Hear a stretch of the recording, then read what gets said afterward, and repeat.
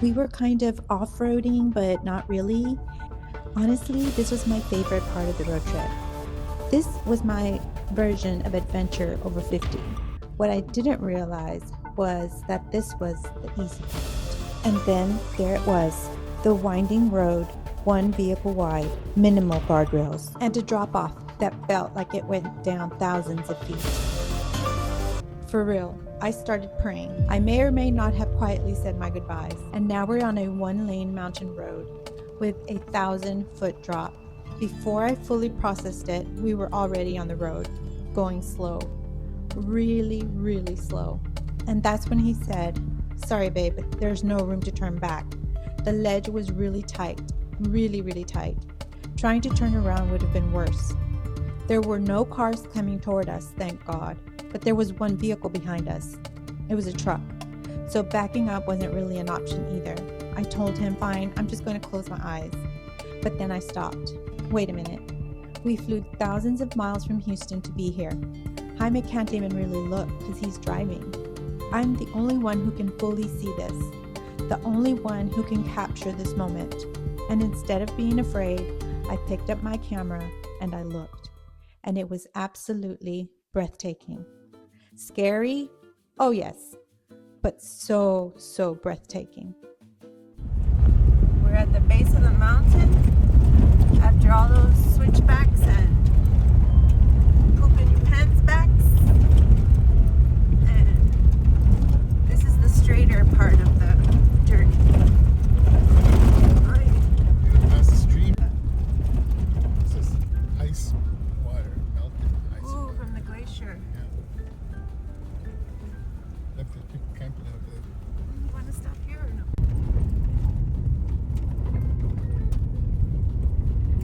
Or a bunch of bike people up there. On the way down, those roads were kind of steep, and it was not comfortable driving on a dirt road with a bunch of switchbacks Standard truck. coming down those Andes mountains. I wasn't the top of the mountain, but it was pretty high for me. I feel pretty good that we're over the mountain, and now we're headed toward the destination. We should be there in about 10 or 15 minutes. So I feel very relieved. The tension is off. And all right, how did I feel coming down that mountain? I felt thrilled. I was not scared. I was just a little bit nervous, but it was very thrilling to be driving down and just looking at the mountain. I felt excitement, and I could feel a rush of adrenaline as I was driving down the dirt. That's how I felt. I, on the other hand, was really scared. But I wanted to do it so bad, and I wanted to cry when we were at the top because I saw where we were headed. And I was scared, but at the same time, I wanted to close my eyes, and I did for like 2 seconds. But then I said, no, this is a one-in-a-lifetime experience. So I opened my eyes, I got my camera, and I started just filming. So I'm glad we're out of there, but it was very exciting, thrilling, scaring, and I'm glad we did it. I'm glad we did this. Once we were off the mountain pass, we enjoyed driving through all of the towns along the way. We passed many estancias or working ranches that offered horseback rides into the mountains. We hope to come back one day and stay in one of these. We felt very grateful to have the opportunity for this beautiful drive.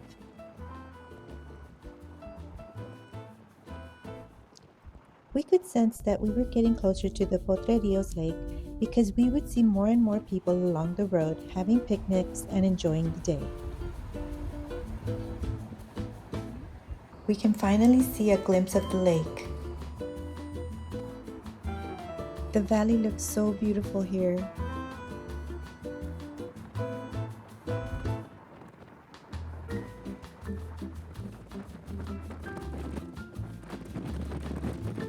We felt safe driving through here.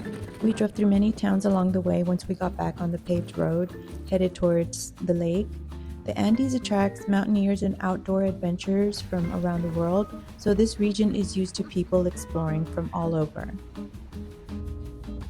Wow!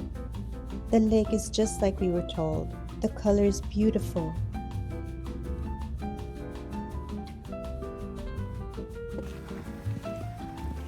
Wow, we've had a goal to exercise for this very reason. It was a little steep, but doable.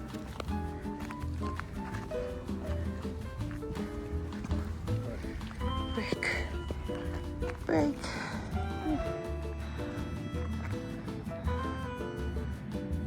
Woo! We are in Potrerillos, Argentina. In the lake, in the lago Potrerillos. Una caminata corta, pero un poquito alta.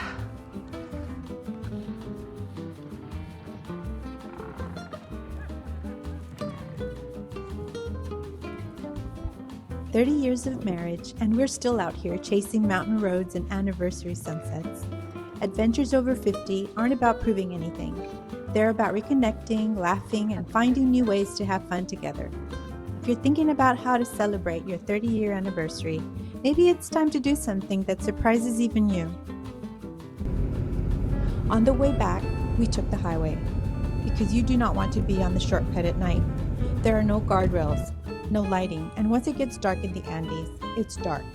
But we made it, we made our reservation on time, and we closed the evening in an unforgettable vineyard with a wonderful meal and, of course, my favorite, a cafecito. There are so many opportunities for adventure here.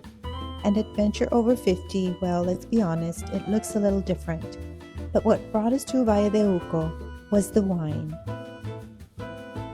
Valle de Uco sits at the base of the Cordillera de los Andes, where the mountains curve in a subtle crescent, almost like a moon shape, gently cradling the valley below. Those peaks do more than create a beautiful backdrop.